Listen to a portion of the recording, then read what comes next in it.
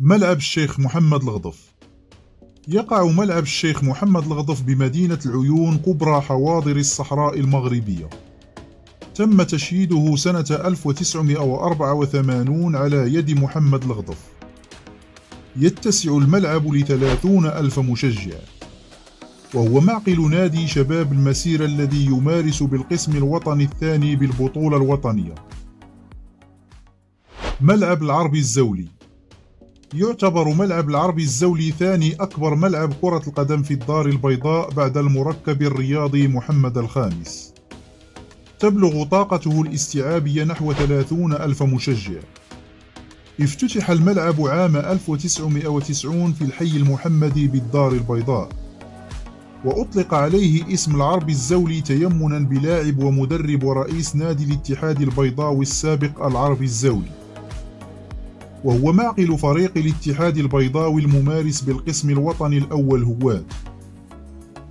وقد استضاف الملعب المباراة النهائية لكأس الاتحاد الإفريقي سنة 1999 بين نادي الوداد الرياضي والنجم الرياضي الساحلي التونسي. الملعب الشرفي بمدينة وجدة هو ملعب أولمبي متعدد الرياضات. تم افتتاح الملعب في عام 1976 وتم تجديده في عام 2018. يتسع ل30,000 مقعد، 30% منها مغطاة.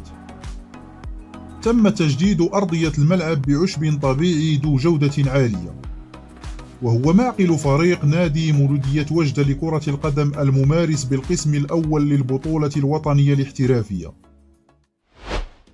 الملعب البلدي بالقنيطرة. افتتح الملعب البلدي بالقنيطرة سنة 1941. أنشئ في بداية أربعينيات القرن الماضي ليحتضن مباريات النادي القنيطري. هناك حاليا مشروع إعادة صيانة وترميم للملعب، وكذلك إضافة مدرجات لرفع الطاقة الاستيعابية للملعب بسبب المعاناة التي يعيشها الجمهور القنيطري الغفير. بعد نهاية الأشغال ستصبح الطاقة الاستيعابية للملعب 36,000 مقعد، وهو معقل النادي القنيطري الممارس بالقسم الأول هوات. المركب الرياضي لمدينة فاس هو ملعب متعدد الاستعمالات، ويعتبر هذا الملعب أحد أشهر ملاعب كرة القدم بالمغرب. تبلغ طاقته الاستيعابية 45,000 مقعد. يتوفر على التجهيزات والمرافق الضرورية المتواجدة بملاعب كرة القدم الكبرى.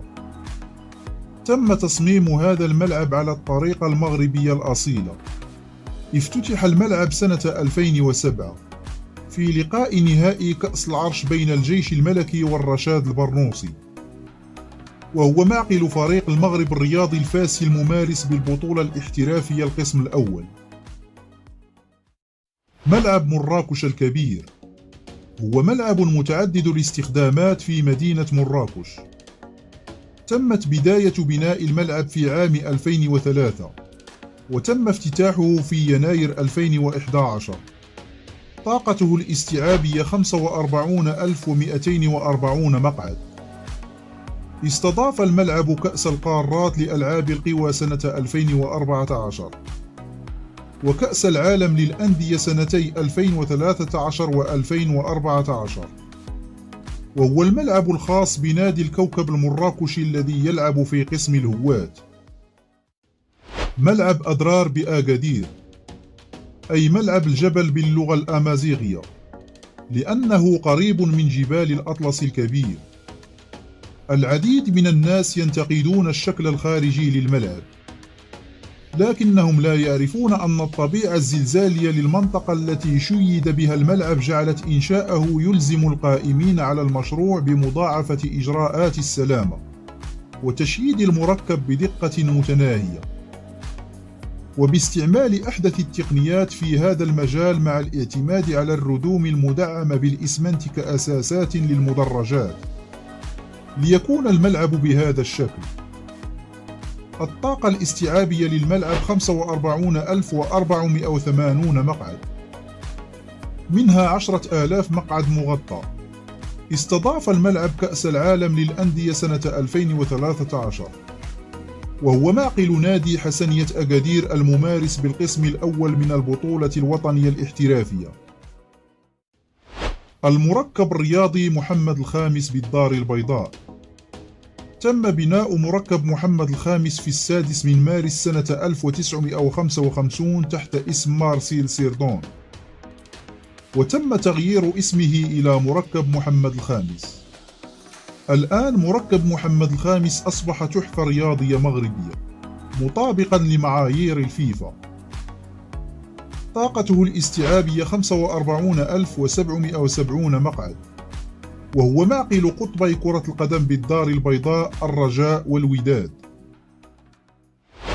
المجمع الرياضي الأمير مولاي عبد الله بالرباط هو مجمع رياضي افتتح رسميا في عام 1983، وهو يقع في الجنوب الغربي للعاصمة الرباط وعلى مقربة من الطريق السريع، وهو مجمع متعدد الاختصاصات. يعد المجمع معلمة رياضية بحيث يتوفر على أحدث الأجهزة والمرافق. طاقته الاستيعابية 52,000 مقعد، منها 5,000 خاصة بوسائل الإعلام، و1500 لكبار الشخصيات، و150 مقعد خاصة بالمعاقين، كما أن 25,000 مقعد تقريبا أي بنسبة 40% من المقاعد المغطاة بالكامل، بالإضافة إلى مرافق صحية وقاعات للاجتماعات، وهو معقل نادي الجيش الملكي. ملعب طنجة الكبير أو ملعب ابن بطوطة هو ملعب متعدد الاستخدام في مدينة طنجة، يبعد عن وسط المدينة بحوالي 10 كيلومترات. انطلقت أشغال بناء الملعب في شهر يونيو عام 2003، وافتتح عام 2011. الملعب يخضع حاليا لأشغال توسعة مدرجاته لرفع طاقته الاستيعابية. الأشغال تهم استكمال بناء جنبات الملعب وبعض المرافق، ليصبح الملعب في شكله النهائي بطاقة استيعابية سترتفع من 45,000 مقعد إلى 65,000 مقعد، ليكون أكبر ملعب بالمغرب.